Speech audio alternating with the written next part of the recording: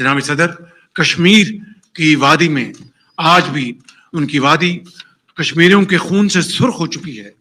मैं आपका और ईरान के अवाम का शुक्रिया अदा करता हूं कि आपने हमेशा कश्मीरियों के लिए आवाज उठाई। Did Raisi also raise Kashmir? Well, no, he did not.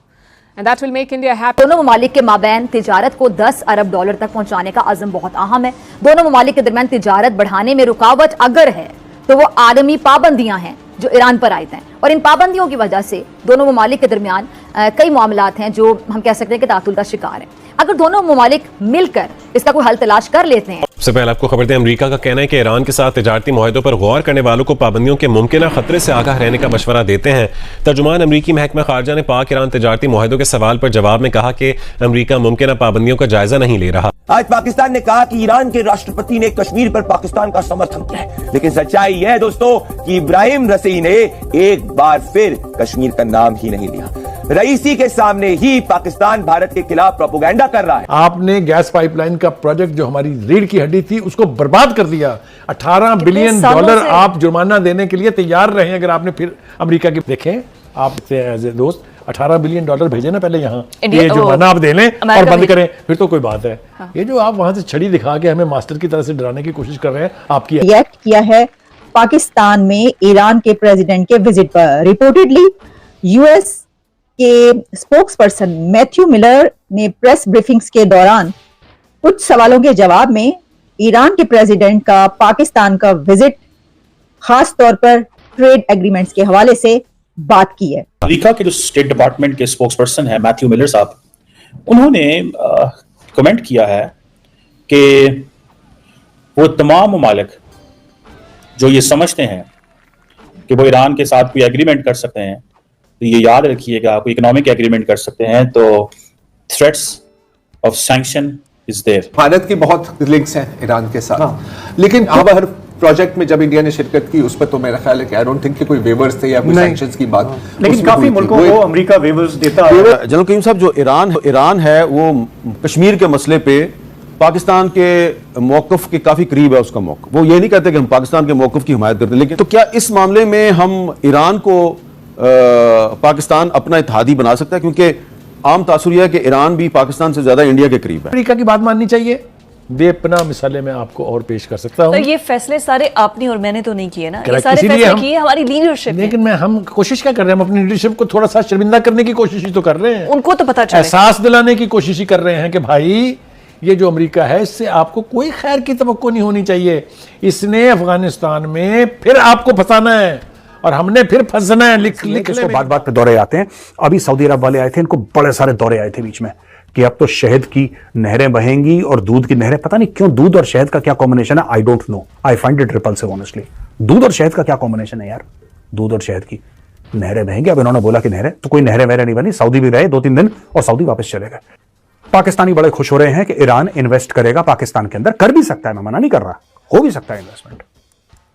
तो ये ईरान को पापा पापा कह के ईरान के पीछे पड़े हुए हैं।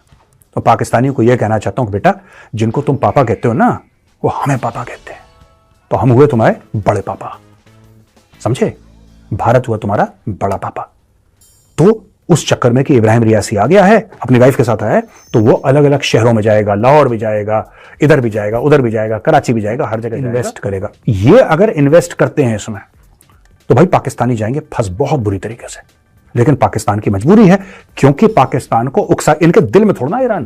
तार साहब, सबसे पहली खबर तो ये है कि अमेरिका जो है वो पाकिस्तान के अंदर जो ह्यूमन राइट्स वायलेशंस हैं उस हवाले से उन्होंने एक रिपोर्ट जारी कर दी है और उन्होंने कहा है कि पाकिस्तान के अंदर मीडिया को हरास किया जाता है, माइनॉरिटीज को हरास किया जाता है। इंडिया का उन्होंने कोई लंबा चौड़ा जिक्र नहीं किया, मणिपुर का बस किया है। और तार साहब, दूसरी तरफ अमेरिका के जो स्पोक्सपर्सन है स्टेट डिपार्टमेंट के, उन्होंने कहा कि अगर पाकिस्तान जो है वो ईरान से ट्रेड करेगा तो उसकी आप इम्प्लीकेशंस भी समझ लीजिएगा, ये हमारा पैगाम है।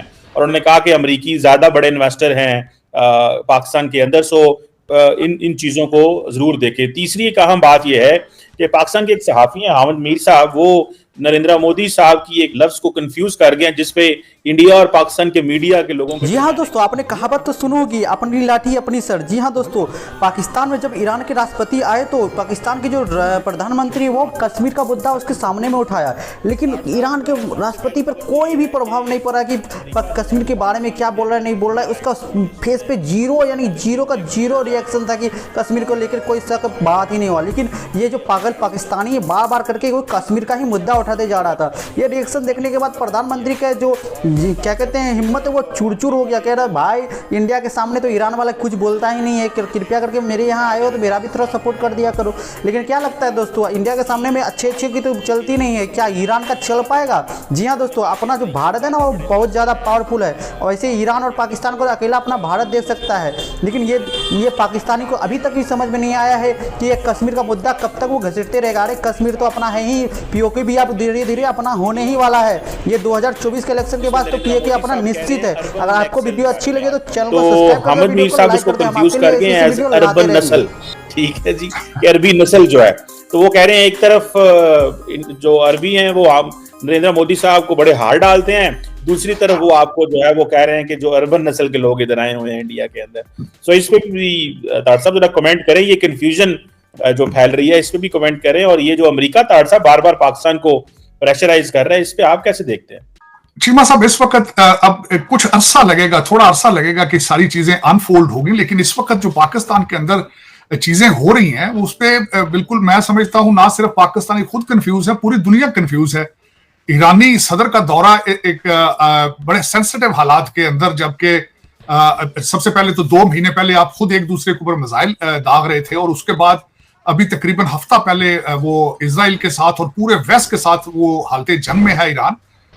फिर वो उनका पाकिस्तान आना, फिर उस वक्त उससे बिल्कुल हफ्ता पहले सऊदी डेलीगेशन आना और बहुत बड़ा डेलीगेशन आना, और उसके बाद आपके पाकिस्तान मिलिट्री एकेडमी के अंदर तुर्की के चीफ ऑफ आर्मी स्टाफ को उसका आना, चीफ ऑफ आर्मी का आना, फिर उसके बाद मियां साहब का चाइना चले जाना डार साहब को साथ लेके, जो उनके रिश्तेदार हैं, समधी हैं, लगता है फैमिली ट्रिप है। कुछ कहते हैं लोग इलाज कराने गए हैं, कुछ कहते हैं कि पैसों का बंदोबस्त करने गए हैं। खैर पैसे भी इलाज ही है, पैसा आ जाए वैसे सेहत वैसे ही ठीक हो जाती है।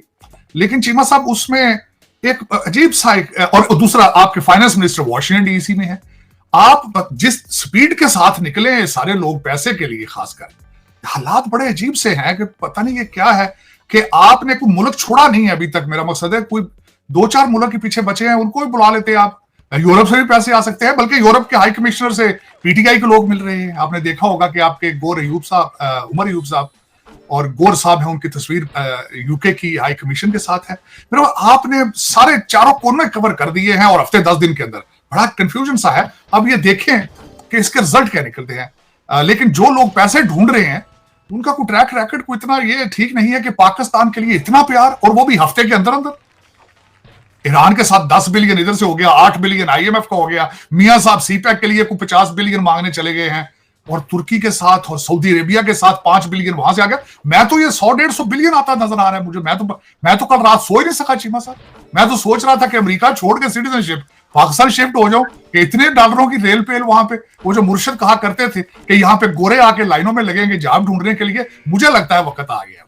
जब 100 बिलियन डॉलर यकलख्त आएगा पाकिस्तान में तो चीमा साहब ਤੁਹਾਡੇ ਦੇ ਹਾਸੇ ਨਿਕਲ ਦੇ ਕਹਿੰਦੇ ਡੁੱਬੀਆਂ ਰਕਮਾਂ ਨੂੰ ਤਰ ਗਈਆਂ ਤੁਹਾਡੀਆਂ। लेकिन चीमा साहब अंदर इतनी कॉम्पिटेंट लीडरशिप है हमारी, तो फिर मैं हैरान हूं। हफ्ते 10 दिन के अंदर अंदर आपने सऊदी अरेबिया, ईरान, उसके बाद यूएसए, उसके बाद टर्की का आना, फिर चाइना जाना। मुल्क तो आपने छोड़े ही को नहीं। पीछे जर्मनी, यूके जर्मनी बच गया, पता नहीं जर्मनी और फ्रांस हो सकता है कि एक भाई उधर गया दूसरा फ्रांस चला जाए, शहबाज शरीफ साहब।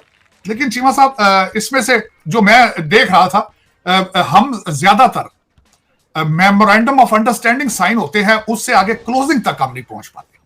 सऊदी डेलीगेशन आया है, सिर्फ मेमोरेंडम ऑफ अंडरस्टैंडिंग साइन हुए हैं, जिसमें पीछे खड़े हो जाते हैं वजीर आजम साहब और सुर्खियां बस बन जाती हैं कि 5 बिलियन इधरों आ गया, 10 बिलियन इधरों आ गया। कौम हंस पड़ती है, जिस तरह वो लतीफा है वो कहते हैं हासे तो निकलने डुबियां रकमा जो तर गई। लेकिन एक रिजल्ट जीरो है, रिजल्ट जीरो। कौम जिहाद के चक्कर में है और ऊपर को 5000 लोग जाने, मैंने जिसको आपको मिसाल दी है, वो सारी दुनिया के चक्कर लगा रहे हैं कि पैसे मिला। आज एक और खबर भी आ गई है, बल्कि उसके ऊपर लोगों ने ट्वीट भी कि मुर्शिद पाक जिन्होंने आते ही वजीर आजम हाउस की भैंसें और गाड़ियां बेच दी थी, उनके हेलीकॉप्टर का खर्चा 98 करोड़ के बदले 90 करोड़ था और 1 अरब के करीब उनका था, जहाज जो हेलीकॉप्टर के ऊपर वो बनी गाला के आसपास फिरते रहते थे, घूमते रहते थे, उसके ऊपर सैर करते रहते थे। वो मुर्शद जो थे उनका आज वो भी सामने आ चुका है। हमारी एक बड़ी, जिसे कहते हैं ना, छोटी सी इकोनॉमी है, छोटा सा हमारा एक फाइनेंशियल जो सर्कल है, और हमारे लोग ऑलरेडी बड़े गरीब हैं।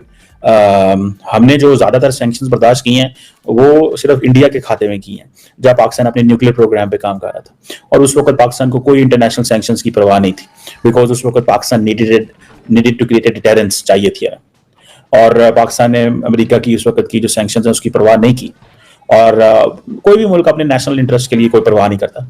देखिए, हम भारत नहीं है, भारत जो है उसको ये इजाजत है कि वो रशिया से S-400 मिसाइल ले सकता है, भारत को इजाजत है वो तेल ले सकता है रशिया से, पाकिस्तान को इजाजत नहीं है।